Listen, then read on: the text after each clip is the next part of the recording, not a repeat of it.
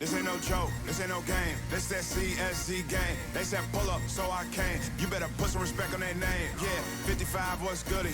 Kill the vibe, how could he? Big Cardinal on the hoodie. Let me break it down for you fully. This ain't your average broadcast. This ain't just no podcast. The mother show spread fake news. We just call them broadcasts. West, Joey, Sam, Sean, Dalton, and you know that boy Higgy. He said he don't want no small fries. Tell them they better make them biggie. Yeah, you already know what we be on. We got the crown, we hold the throne. We throw them L's and you take them home. When they ring the bells, you know that it's home. The bar is set, we setting the tone. If we set it, then set it in stone. Now sit in the seat and set up your phone. You in the Cardinal Sports Zone. Set it. Welcome, everybody, to this week's episode of GameDay Prep from the Cardinal Sports Zone Podcast Network. I'm your host, Jeremy Wahman. Today, we're going to talk to someone who represents another team who's I say fairly new to the ACC, but, you know, they've been there for quite a while as well. But whenever I have learned that from talking to other ACC team representatives, they kind of thumb their nose at us in Syracuse and Pittsburgh and call us the newbies, and I'm sure I'm forgetting somebody else, but I've always respected the Syracuse program as a whole.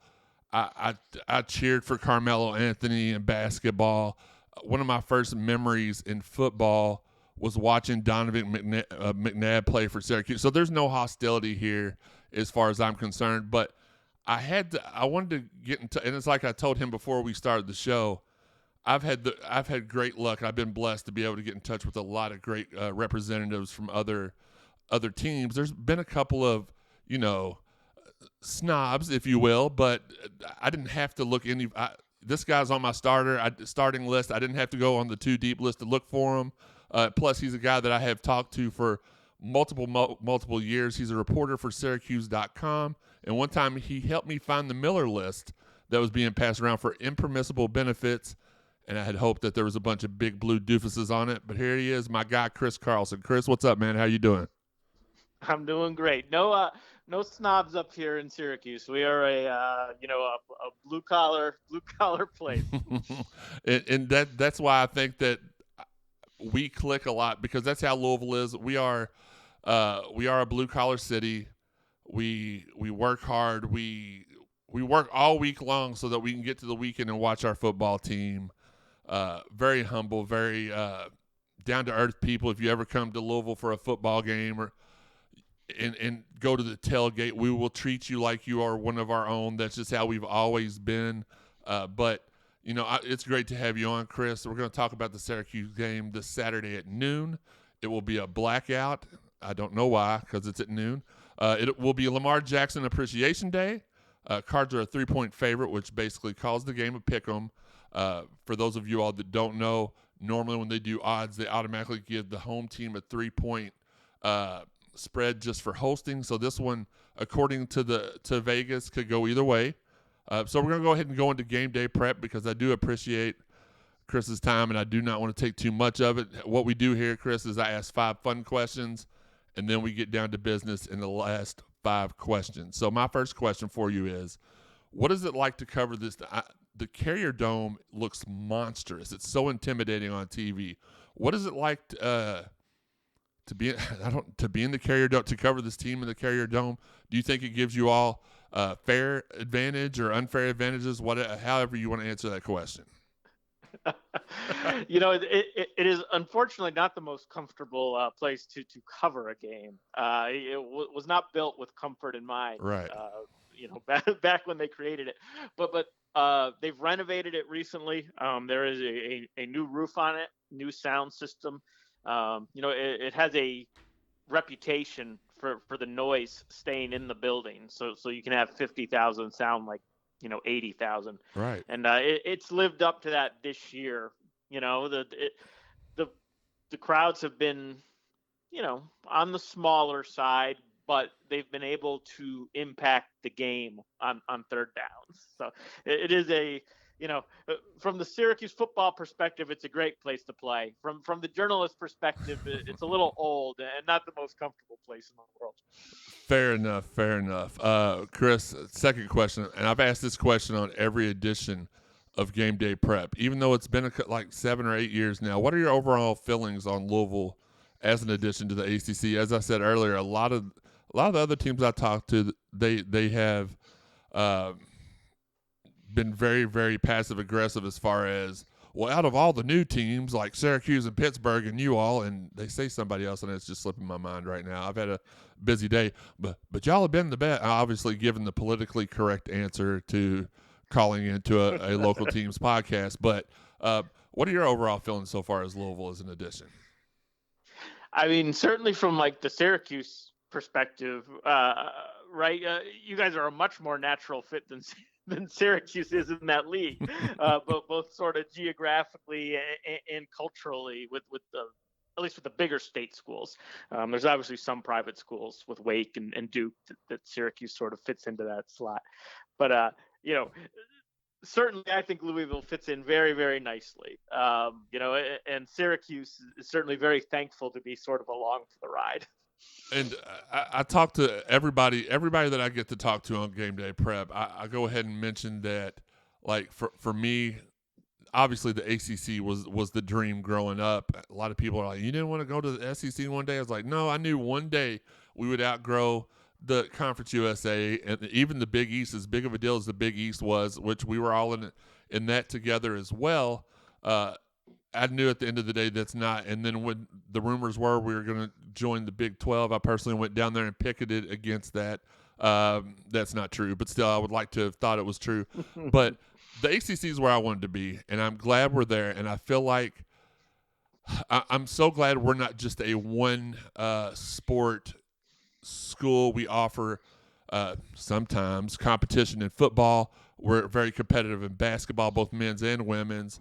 Field hockey, volleyball should be, I haven't seen it confirmed yet because I've been busy all day. Like I said earlier, should be the new number one team in the country in volleyball when the polls come out today.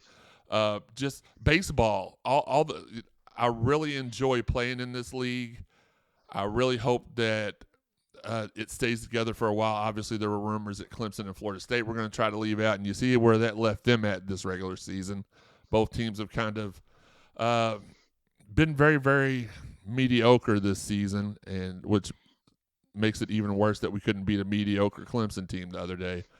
I digress, but yeah, I'm enjoying it as well.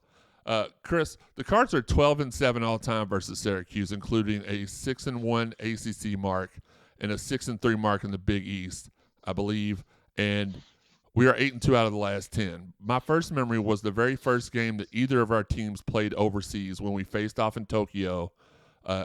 In the Tokyo Bowl, you all came out with an 11-point victory, and I believe it was the next season Donovan McNabb came onto the scene, because I kind of like thought I was a child, like young child at that point, and I was like, this is really cool. We're playing in Tokyo. Like, why are we playing in Tokyo? I couldn't understand why, but I kind of like Syracuse has held a special place in my heart even since then, because I would always keep up with the football team's results. I watched Donovan McNabb. It was either the next year or the year after that, and he was a very different quarterback at the time. He kind of started, in my opinion, the long line of successful dual threat quarterbacks that was kind of just materializing at that time. So that was, like I said, y'all came up with 11-point victory in that. We lost the first 3 games of the series overall, which were all pre-2002. To me, this rivalry feels like a real rivalry, because you never know, even though it's kind of it feels one-sided, because those first 3 games that you all won were back in the 80s and 90s. But still, every time I'm never comfortable when I see that Syracuse is on our football schedule. And if you all have for those of you all that have followed the podcast from day one, you all have heard me all year say, I'm not worried about Clemson. I'm not worried about Wake. I'm not worried about NC State. Like, if you told me we're going to lose one game out of those last 5, it's probably going to be Syracuse, because they've been competitive in every game, as we have as well. And you all just seem like we're both just right there. We're 4 or 5 plays away from us both being like 8-1 right now. So, do you like the Louisville-Syracuse matchups in football? I do. Yeah, I do. And I think, beyond kind of the games have been competitive and the games have been fun. They both have to recruit a little bit sort of the same way, in that, there aren't a lot of great high school football players in the New York area. Right. So Syracuse has to go outside that to get, to fill its roster. I think the same. I hope I'm not insulting the good people of Kentucky, but it's not known for football, right? It's not known for high school football. It's known more for basketball. And it the leads state them of to Kentucky. recruits. Yeah, the state of Kentucky. Now the city of Louisville. We always joke around and call it a state, but the city of Louisville, we've got about 10 to 15 4 or 5 star recruits. So Okay. yeah. I wasn't giving Louisville its due. I'm sorry about that. No, you're good. We got a team down here called Louisville Male High School. They've got like 4 or 5 star players on their team right now. So no, and a lot of people don't know that because they always lump, like, Louisville is so much different. I don't really want to get off on this tangent because Than the rest of Kentucky. It is, though. I mean, we all can spell and read, and we wear shoes and have all of our teeth, and we don't listen to banjo music. So, yeah, those are just some of the differences. We actually like people of all races, creeds, and colors here in the city of Louisville. So that's the biggest difference. But, yeah, we are kind of, for our, especially according to, when you deal with the whole state, we definitely hold the powerhouse status as far as. But unfortunately for us, because of the subpar recruiting we have done the past 5 or 6 seasons, whereas normally when you grew up, you wanted to play for Louisville. If you played high school football, you wanted to play for Louisville. These last few years, Rondell Moore, Milton Wright, they went to Purdue. We had, we actually had 3 or 4 of our higher-rated players here in the city went to Purdue, and then a lot of them committed to Kentucky, and thankfully to us, one of them committed to Kentucky, then decommitted. Jordan Watkins, he's one of our star receivers, was a Kentucky commit and decommitted and decided to stay home and play. And we do have a lot of homegrown talent here, and University of Louisville is best when we normally have a mixture of talent from the city and state.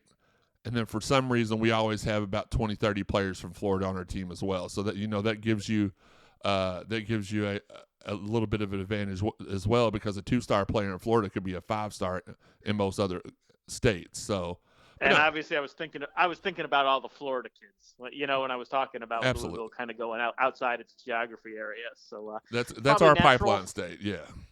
Yeah, natural for me to think it, but I learned something. I learned something about Kentucky high school football today.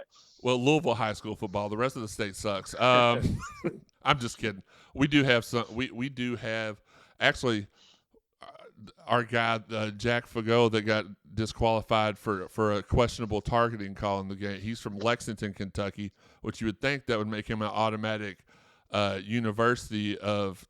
We don't really like to say that school's name, so we'll just call. You'd think he'd automatically be a big blue commit, but no, he came here to Louisville and he has thrived ever since.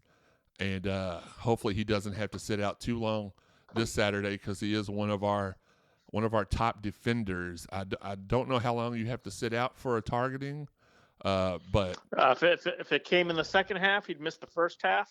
If it came in the first half, he'd be good to play. Okay, I think it came in the first half. I was so angry. As a Louisville fan, you get so encompassed and drawn into the games because you're just used to. As a Louisville football fan, there were times when we knew that's when Charlie Strong was here and when Bobby Petrino was here the first time. If you had a close game or you had a big game, Louisville, Florida State, back in 2017, I believe it was, being the most notable, and then you got the Sugar Bowl and even the Fiesta Bowl. Back in '91 when we defeated Alabama, you knew that we were going to come to play and we were probably going to win the game. The last 10 years-ish, maybe less than 10 years, it's just like when we got to the fourth quarter and everybody else in the room was happy, I was sitting there like, guys, we're Louisville. We know what's going to happen. And it happened. They're just – Malik got hurt, and there's nothing you can really do about that. And we don't have our backup quarterback's hurt. So that's why he wasn't too successful against Clemson. So, again, we talked about Clemson last week. I'm sorry, I didn't mean to bring them up. Let's continue. I hate Clemson, by the way. Favorite Louisville player of all time, not named Lamar Jackson or Teddy Bridgewater. Oh man, you took I mean, you took Lamar from me. I cannot watch that guy enough. So we'll go. So I'm gonna pick a recent one who I know, and I'm gonna pick an old one who I think I know, but forgive me if I'm wrong. Okay. Right? I loved watching Tutu Atwell. He goes with Lamar. Yeah. And those teams were so much fun. But I love Tutu. And then you guys had a quarterback back in the day, Ragone. Am Dave I pronouncing Ragone. it right? It's Dave Ragone. Ragone. Yes, sir. I liked those Louisville teams. I like watching Dave Ragone, lead the Cardinals. If you can't hear that, that's me clapping. Nobody's pulled Dave Ragone out of the chamber so far this year. That is something that Louisville has been known for, though, is our quarterback play. We had a couple years where our quarterback was iffy, but if you name the last 6 or 7 quarterbacks, you've got, and I mean ones that have made a difference. You've got Malik, you've got Lamar, you've got Teddy, you've got Brian Brom, you've got Jeff. I mean, you've got Chris Redmond. There's just so many notable quarterbacks that we have. Stephon LaFours, he's in there. It just like that's the one thing that we can proudly hang our hat on. I wouldn't call us, you got those blue blood teams that like to call themselves linebacker U or quarterback U, and I don't like to do that because I know we're not an upper echelon team. Nor have we ever been. We've been on. That's a pretty good lineage, though. That's a pretty good lineage. But yeah, that's pretty good. That's pretty good. A lot of those guys went pro. Even Hunter Cantwell, he was a backup to Brian Brom. Got hurt in the Miami game. I believe that was in 2007. And Hunter Cantwell came in and just dusted the Hurricanes that game, and it was a turning point, really, for our program. We started trending upwards. We're currently trending downwards right now. So. Sorry, somebody's calling in. I didn't know that would come through the podcast line. I apologize for that. But yeah, just a lot of guys that have played pro football. Really good odds. If you come play quarterback, Pierce Clarkson, if you're listening, we're here. Come to the Ville. But yeah, just a great lineage, like you said, a great lineage of quarterbacks. And I'm glad you pulled Dave Ragone out because I've been waiting. And I catch people off guard because you'd think. I'm not going to name any names because they're all my friends and everything, but at least 3 of the 3 of the 6 guys that have been on here and I've asked that question have been, oh, you picked Teddy or Lamar. I don't know anybody else. And then I start naming like Jair Alexander or Des Fitzpatrick or any of those quarterbacks I just mentioned. They're like, oh, they played for Louisville? Yeah. Jair was good. I still remember. I remember him going. He shut down Steve Ishmael when and that was a fun matchup. He talked about it too. But Ishmael was really looking forward to that game, and he'd had a great year, and he got locked up.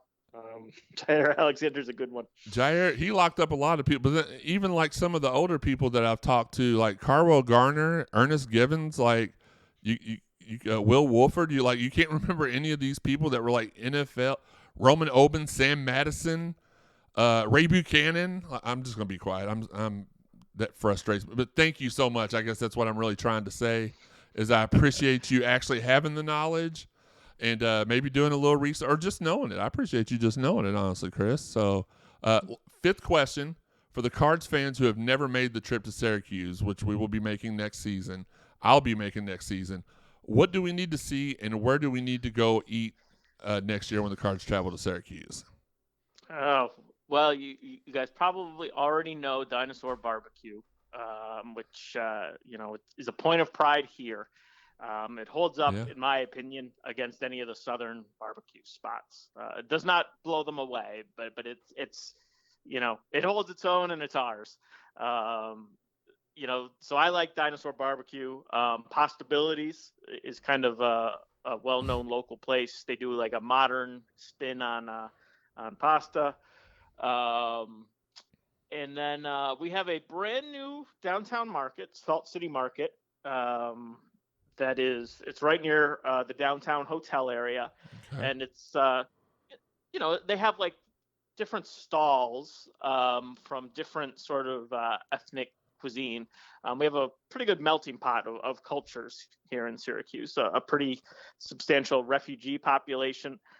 So you get a lot of really kind of cool, unique, you're not going to find it everywhere type of foods, all kind of in one spot. So, whether it's Vietnamese, whether it's Laotian, whether it's Burmese, you can kind of hit whatever strikes your fancy. So that's one of my favorite spots. Well, that's impressive to me, mostly because I don't even know what like two of those are. So that shows me that y'all do have a very, very diverse population there. That's the word I was looking for. But we have a lot of, again, when you come down to Louisville next time, make sure you contact me. I'll hook you up with all the great places to go to.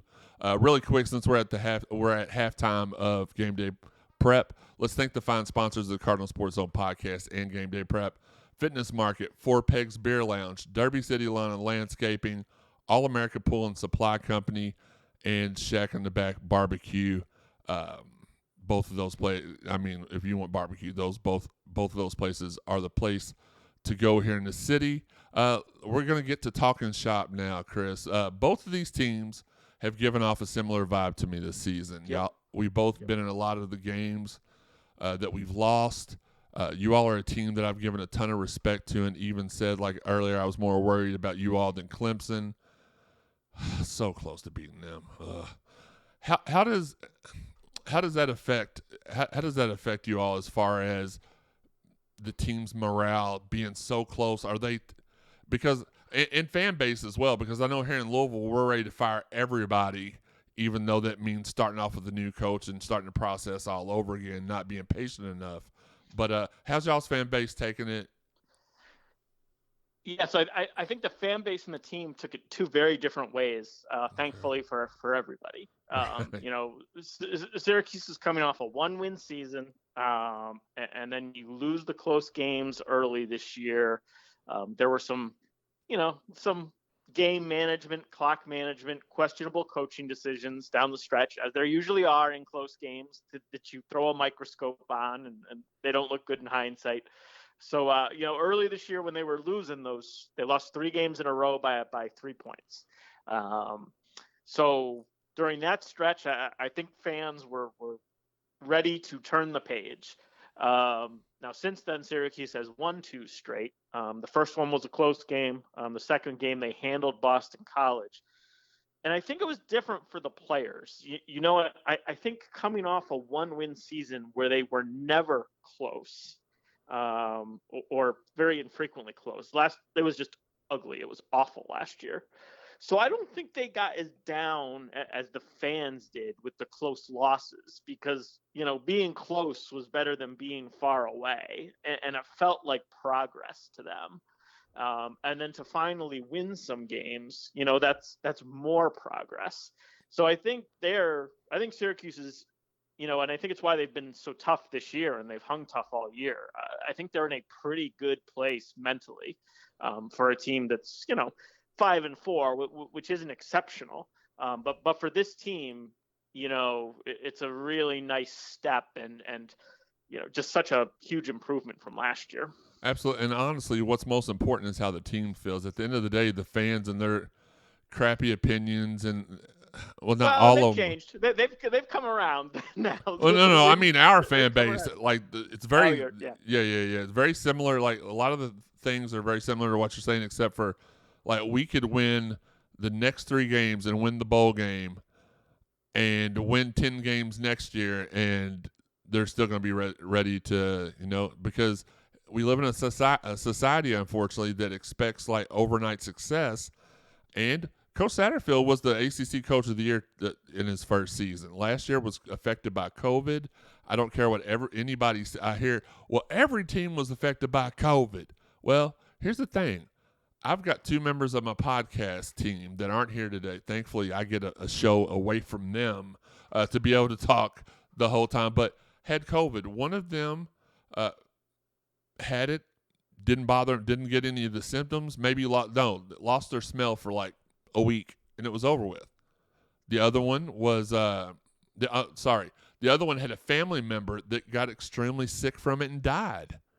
So like we don't know what there's no like in video games there's no power bar that shows how much energy each person, like there's not a uniform amount of illness so we were without probably about 10 players, 10 contributors every game last year, and the record shows at 4-7, I believe our record was last year.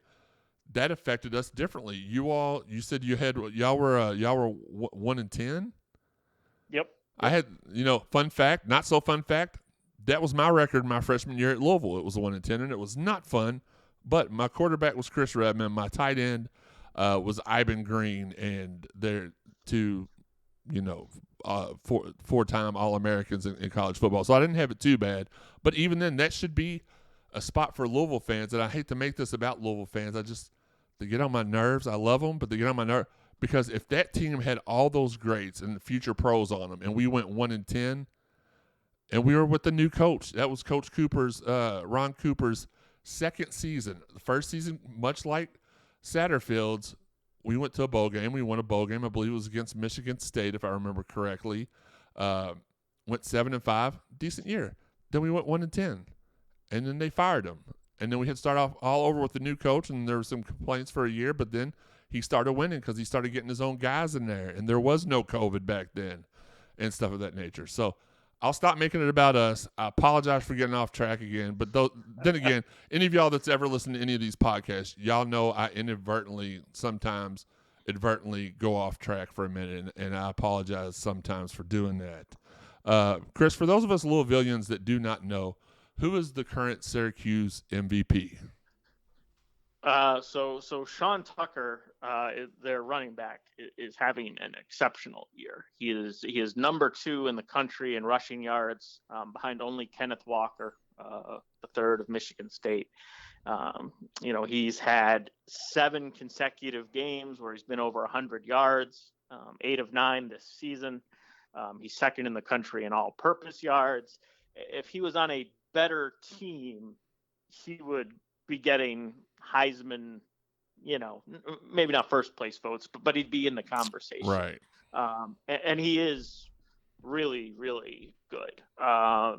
He's got exceptional vision. So he's really good at cutting away from that first defender. So you need to have multiple guys around him to bring him down. And that's meshed very well with their quarterback now, who's also a running option. And is just a big, strong dude who you need multiple guys usually to take care of him because he's a big, strong dude.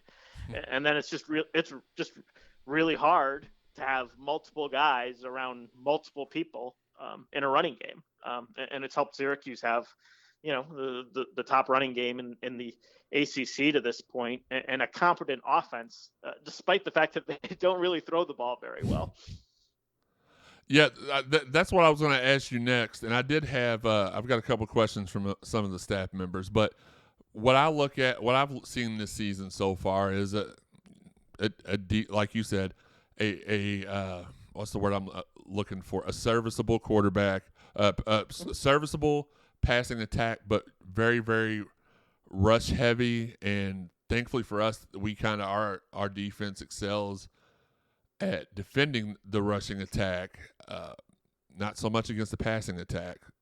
But yeah, so with that being said, that makes me I'm gonna ask you here in a few minutes your score prediction, but I'm going back and forth as we're talking. The more you talk about how Syracuse is a rush, they are a rush heavy offense, it kind of makes me feel a little bit more confident. But I mean, I'm just as flippy floppy as the people there in Vegas, apparently.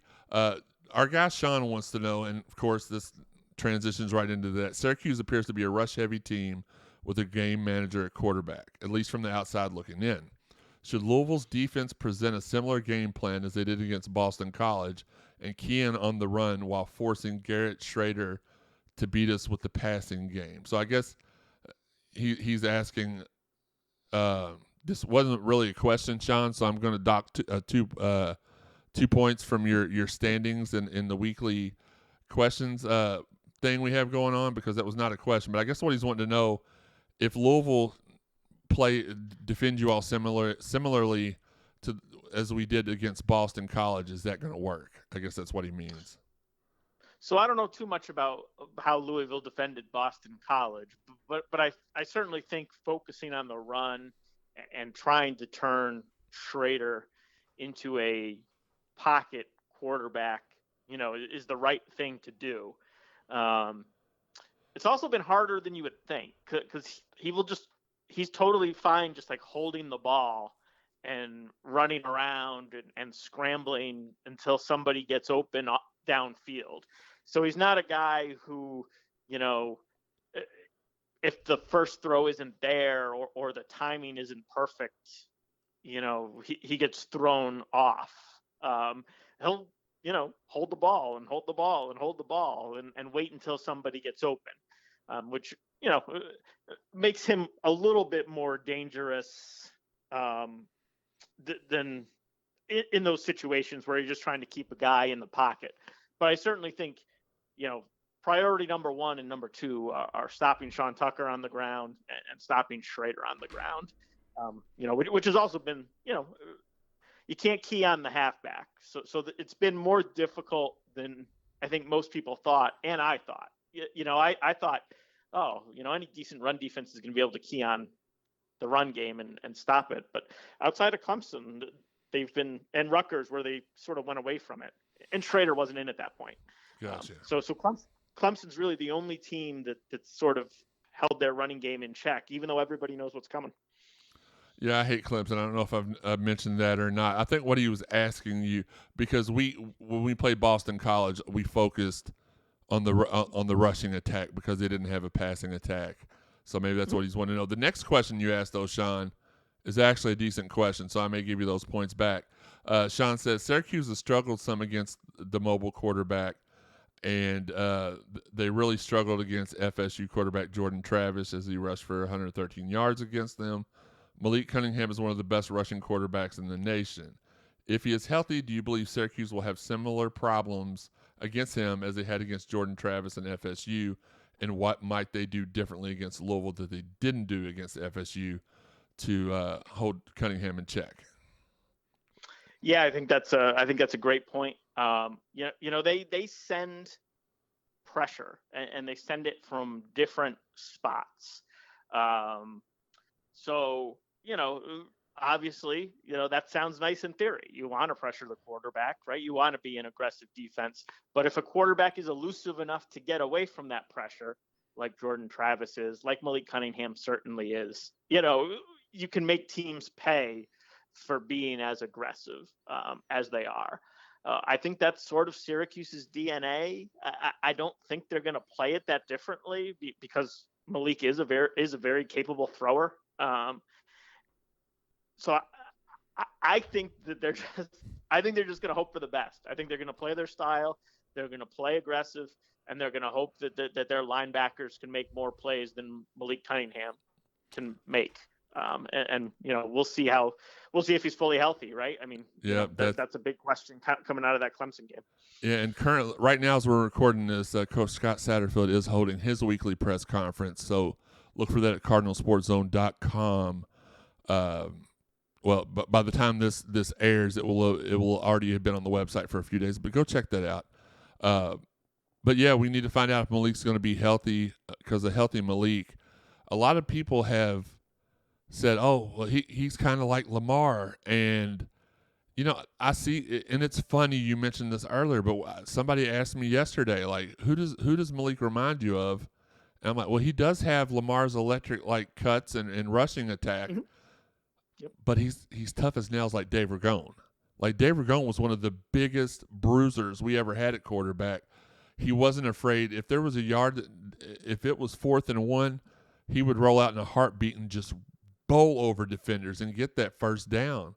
Just tough as nails. And Malik is tough. I mean, he probably shouldn't have came back in the game the other night. That game should have probably have been a bigger margin for Clemson because Malik is that good. And when you don't have, and that's not to knock on the backups that we do have, but our number one backup is still injured. He's not 100% yet. And you could tell when he got the ball, he felt very uncomfortable throwing it because he couldn't really plant right. And, it just was one of those unfortunate incidents because you could do everything right, and then something like that happens. We still had a chance to win it. I don't know why I keep going back. You led me to that point this time. I'm going to blame that one on you, Chris. I talked about the injury. Yeah. So, but no, we hope he's okay. We're looking for word on that. Obviously, that's going to make a difference as well because if Malik's in the game, I feel like I don't feel like I know that gives us a chance to win this game. If Malik is not playing, y'all win by 4 touchdowns. He's just that big of a difference. Anybody that watched the game with that other team the other night knows how much of a difference not having Malik makes. Last question, what does Syracuse have to do to win this game, and what does Louisville have to do to win the game? I think I think we sort of hit on it, but the one thing I'll say for Syracuse, I think they'll be able to run the ball to a point. Because they've been able to run the ball on everybody, and you talking about that being the strength of Louisville's defense, that did give me pause too, and might have me flip-flopping my choice. But I think Syracuse will be okay on the ground, but I do think that Louisville is good enough and is going to score enough that they're going to have to hit a couple of big pass plays because Louisville's going to overplay the run. They're going to do everything they can to stop it, and Syracuse has to be able to make them pay for taking that approach. So to me, that's it for Syracuse is and they're not going to be consistent. They're not going to be consistent moving the ball in the air, but they have to hit a couple of big ones. And for Louisville, I'd say stopping those. Not getting completely run over in the run game, so forcing Syracuse to have to make those big plays, and then a healthy Malik Cunningham. Because I do think if you have a backup quarterback or even somebody who's stationary, if Malik's not moving well, I do think that aggressive Syracuse defense is going to get home on him. But if he can move, he can make Syracuse pay just as much as Syracuse is going to try to make him hurt. Absolutely, and a lot of great points. And I really do appreciate you coming on here to talk with us. So there's nothing else that we got to do the final business here, Chris. Who's going to win this game? Oh man, I'm so nervous about this because you've got me rethinking my thoughts based on what you said about the run defense. But I just think Syracuse is in a really good place mentally. This team is tough. They're confident. They're peaking a little bit. And I don't know if you're going to say the same about Louisville coming after 2 tough losses against 2 of the most physical teams in the ACC. So I have Syracuse winning 34-31, maybe pulling away in the fourth quarter. So that's my choice. Okay. Put me on the spot here. Okay. Breathe in, breathe out. So here's first what I want to mention. Held NC State to 24 yards rushing as a whole. I'm trying to go back to some of these other ones real quick. I know that I'm not going to be able to. That's a good performance. I mean, North Carolina State hasn't put up big numbers, but they've got that big left tackle and they've got 2 good running backs. 100 yards to Boston College. And there's 2 more games I want to check real quick. And this is live radio, so this is going to happen. Live taped radio, whatever. Let's see. Team stats for Virginia, 35 yards rushing. And then Wake Forest will check because I know we held Florida State to something silly. Now, Wake Forest had 157 yards rushing against us. They were the most successful. And I know I said I wasn't going to bring this up. Florida State, they rushed. They're actually, I was wrong. They actually rushed for the most yards against us all season with 200. We've been averaging about 230 yards rushing per game alongside with Malik. Syracuse is such a rush-heavy team, as we said. We have to continue to keep up the intensity on our rush defense as well. Gosh, man. I'm going to basically say this is the toughest week I've had, I think. No, for sure, for me too, because other weeks I've had everything set in stone, and right now, I've got my notes in front of me. I was going to say script, but it's not a script. I've got my notes in front of me. Just, it's going to be Lamar Jackson Nooner blackout day. I mean, that's got to be enough to give us, you know what, I'm going to just say 30-28, last second field goal for the win. I'm not going to say about who, so that way, if it happens, I'm right either way. No, I'm going to go with Low. I have to go. It's Lamar Jackson Day. We're going to retire his jersey.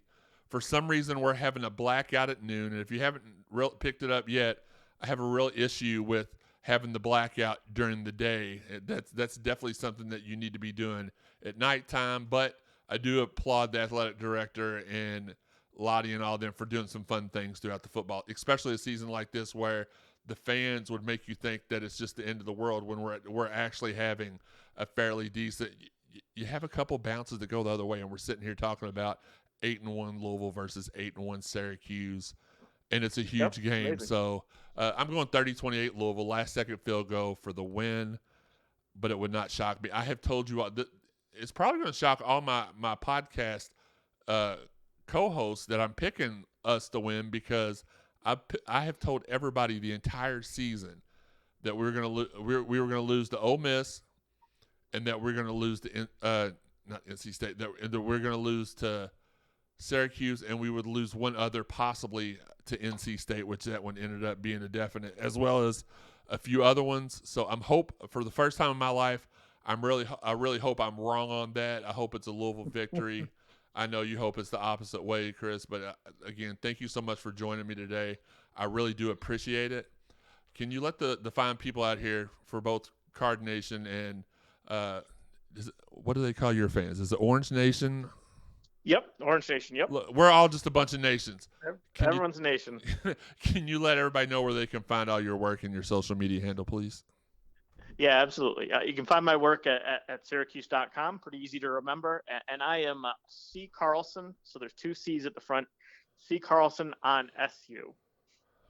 Perfect. I mean, that again, one of the nicest guys. And I know y'all probably think this guy says this every episode, but I have, like I said at the beginning, I have been blessed to meet a lot of great people.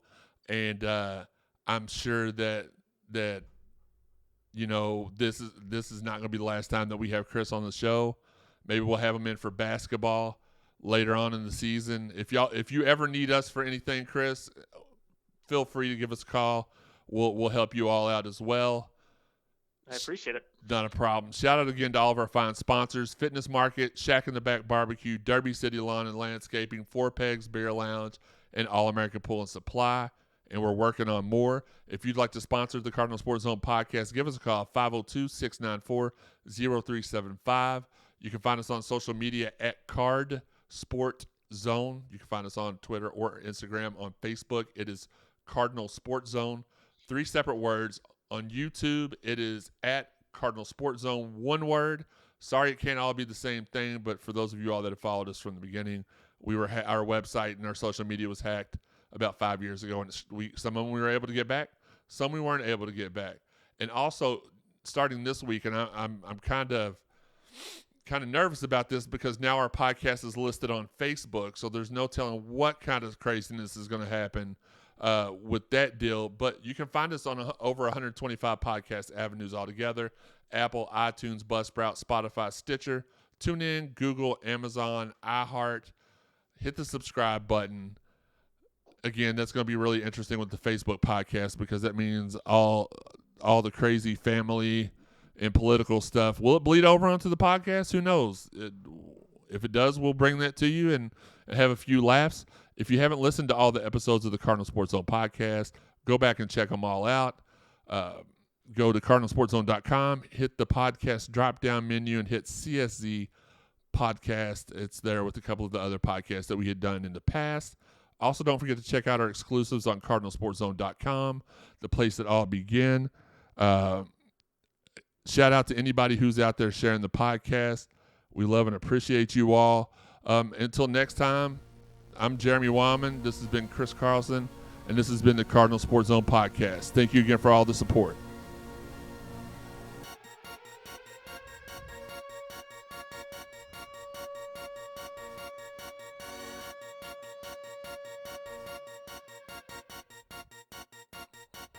attention.